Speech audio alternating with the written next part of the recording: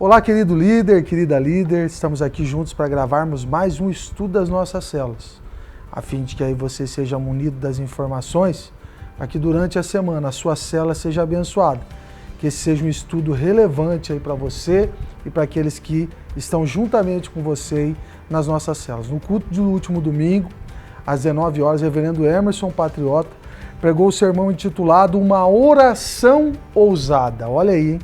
Nunca estivemos em dias tão relevantes para que a nossa vida de oração seja aguçada. Então, o texto usado pelo nosso pastor foi o texto de Atos dos Apóstolos, no capítulo de número 4, versos de 23 a 31. Então, você faça aí juntamente com a sua célula a leitura desse texto. De forma introdutória aqui, o que é importante a gente colocar para você? A igreja de Atos, irmãos e irmãs, era uma igreja muito relevante.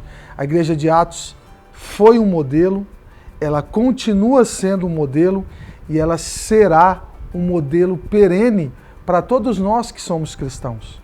Essa igreja foi uma igreja pujante, uma igreja assim relevante em todas as disciplinas espirituais e de forma principal, que é o tema hoje aqui do nosso estudo, a vida de oração desses irmãos. Então, o que houve nesse texto? O que aconteceu aqui nesse enredo, nessa história, para que eu e você possamos aplicar na nossa vida de oração e aí na sua célula você confabular, vocês conversarem sobre isso, para a gente não somente viver isso, mas propagar essas verdades que esses irmãos viveram de forma assim tão enfática, para que a gente possa aí juntos crescermos aí na fé. Então, o primeiro ponto para que eu e você possamos abordar na célula é o seguinte: na ameaça, esses irmãos recorreram à oração, como diz o verso de número 23. Então, Pedro e João, eles foram soltos ali da prisão, né? E eles buscaram a comunidade da fé para lhes falar sobre as afrontas que eles estavam sofrendo. Por quê? Porque estavam pregando o evangelho. E a comunidade respondeu de que forma? Orando. Vivemos dias difíceis, irmãos, para a igreja. E nós estamos envoltos pelo relativismo e a omissão de muitos. E a vida de oração não parece fazer parte de quem tem vivido uma fé assim, podemos denominar raquítica, né? Uma fé fraca, mirrada. Então, de que forma eu e você podemos viver uma vida de oração ousada, como aqueles irmãos da igreja de Atos viveram? Irmãos, primeira coisa, reclamar menos. Tudo é motivo de reclamação. Quando a gente fala assim, irmão, você precisa desenvolver a sua vida de oração. Isso nós temos que confabular aí na nossa célula. Isso não é um clichê, isso não é um jargão, isso é uma realidade.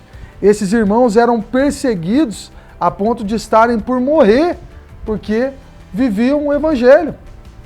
Pedro e João haviam curado um homem no capítulo 3, e esse homem coxo passou a andar.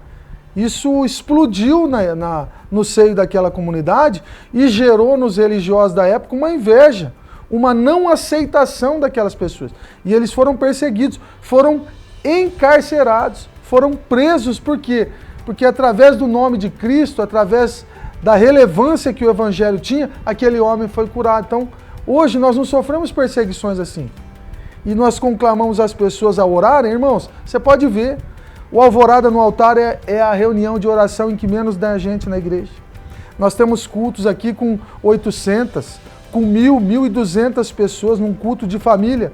Alvorada no Altar, 6h30, 7h30 da manhã, às terças e quintas. 30, 40, 50 pessoas.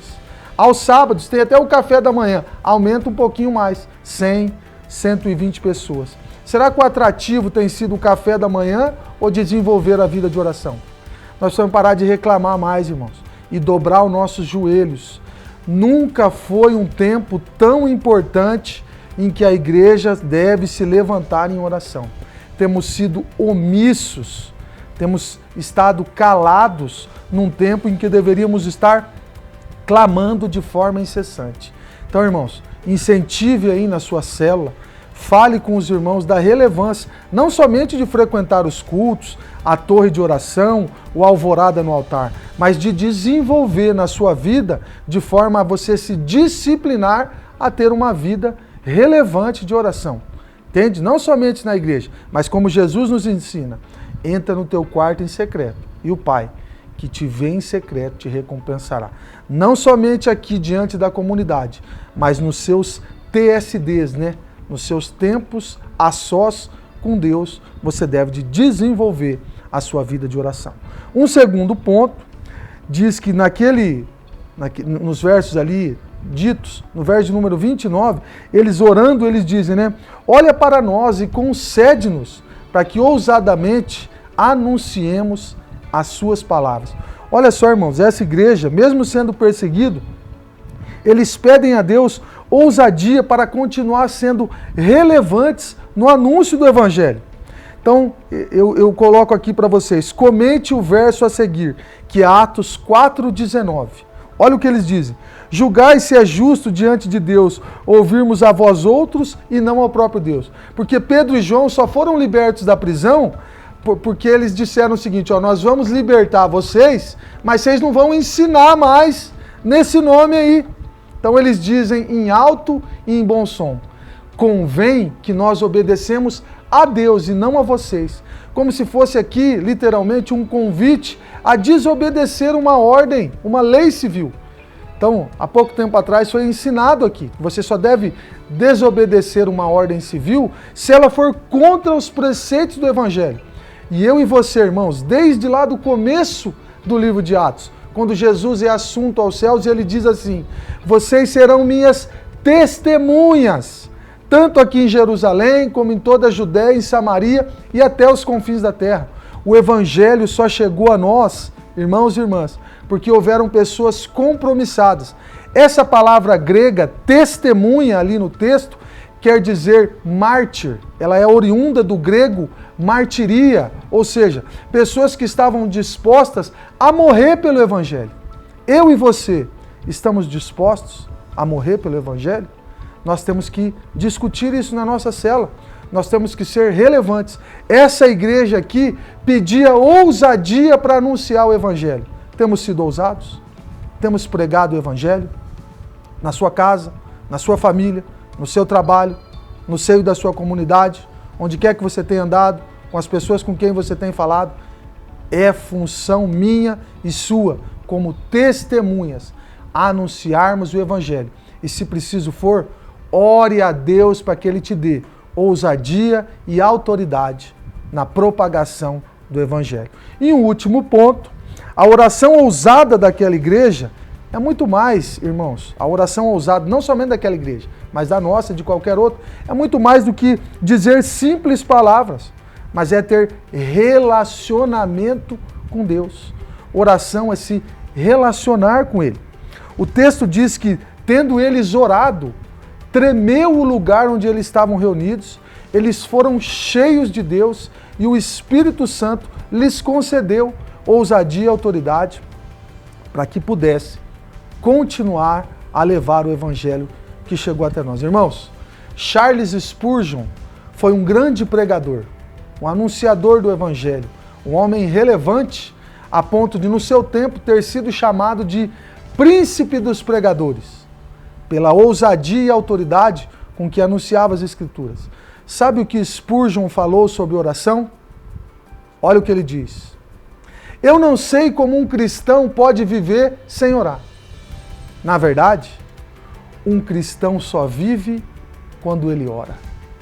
Irmãos, não morra espiritualmente, não afunde em sua vida de oração, não sucumba diante das perseguições e das mazelas da vida, mas olhe para o alto, para o autor e consumador de sua fé e viva de forma relevante uma vida de oração diária, com relacionamento, uma vida de oração persistente, contundente.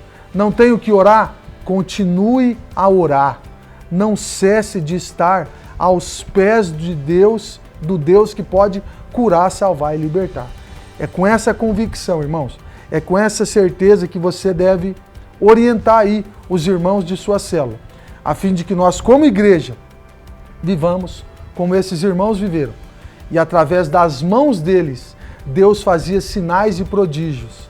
Irmãos, oremos para que haja sinais e prodígios no seio da igreja, para que eu e você, como mulheres e homens de Deus, sejamos usados por Ele, a fim de que pessoas sejam milagrosamente curadas, livres de espíritos malignos e possam viver em liberdade a vida cristã que Deus tem preparado para nós. Que eu tenha podido contribuir aí com você na sua célula. Que essa semana a sua célula seja abençoada, relevante. Irmãos, nós não podíamos terminar esse estudo sem antes orarmos aqui, como esse estudo nos pede para que façamos. Pai Santo, muito obrigado por esse tempo aqui. Que nessa semana as nossas células sejam despertadas a uma vida relevante de oração. Tem misericórdia de nós, Deus. Nos ajuda a não viver uma vida minguada, raquítica, carente de oração. Nos ajuda a te buscar todos os dias, a fechar a nossa porta, entrar no nosso quarto. E o Deus que nos ouve em secreto, nos recompense, nos fortaleça, nos fortifique em meio às tribulações da vida. Abençoamos as células dessa semana, que elas sejam bênção e que nós sejamos homens e mulheres de oração. Nos ajuda, Deus, é o que te pedimos. Em nome de Jesus, amém. Boa célula para você e que Deus te abençoe. Um forte abraço.